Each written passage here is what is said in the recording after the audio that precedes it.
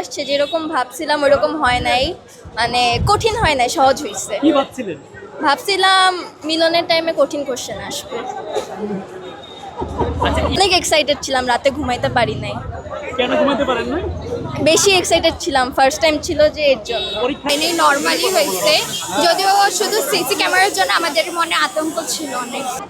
কোশ্চেনটা খুবই স্ট্যান্ডার্ড আসছে, এমসিকিউটা বেশি ইজি আসছে সিকিউ থেকে।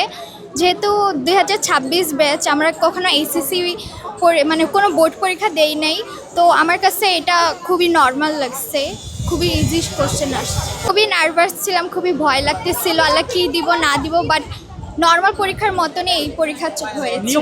হার্ড হয়তো সিসি ক্যামেরা যদিও ছিল, তবুও অত কঠিন কোনো কিছু হয়নি, নর্মালি হয়েছে, যদিও শুধু সিসি ক্যামেরার জন্য আমাদের মনে আতঙ্ক ছিল অনেক। পরীক্ষাটা খুবই সহজ ছিল, কিন্তু সময়ের কারণে আমরা সম্পূর্ণ দিতে পারি।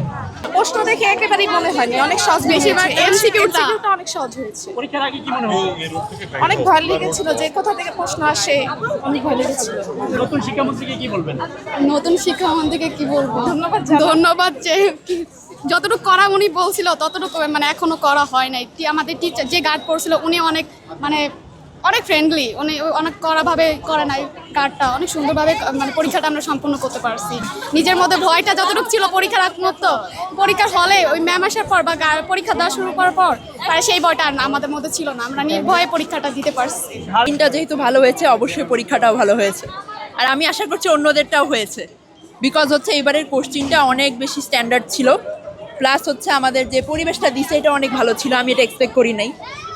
সো ইয়া, হ্যাঁ, কারণ শুরুর দিকে আমার আসলে অনেক আতঙ্ক ছিল যে হয়তো অনেক কড়াকড়ি করবে, কোশ্চিন হয়তো অনেক বেশি হার্ড হবে, ছোঁয়াও যাবে না, কিন্তু কোশ্চিনটা আসলে অনেক স্ট্যান্ডার্ড আর ভালো হয়েছিল। আল্লাহ চাইলে ইনশাল্লাহ। সিসি ক্যামেরা ছিল, বাট কোনো প্রবলেম হয়নি আর কি, যে যার মতো লিখেছে। জি জি।